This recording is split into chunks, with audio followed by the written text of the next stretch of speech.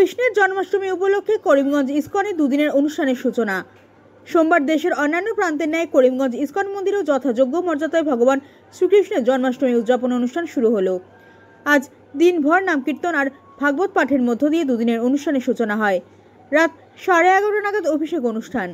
প্রথা অনুযায়ী ঠিক এই সময় ভগবান শ্রীকৃষ্ণের প্রতীকী আবির্ভাব পর্ব উদযাপিত হয়ে আসছে। আগামীকাল নন্দোৎসব ও প্রভুর আবির্ভাব তিথি উপলক্ষে সারাদিন চলবে নাম কীর্তন, ধর্ম সম্মেলন, ভাগবত পাঠ ও সাংস্কৃতিক কার্যসূচি। দুদিনের এই অনুষ্ঠানে কৃষ্ণ ভক্তদের উপস্থিতি ও সহযোগিতা কামনা করেছেন ইসকন মন্দিরের মহারাজ নৃসিংহানন্দ দাস। করিমগঞ্জ থেকে সুস্মিতা দাসের প্রতিবেদন।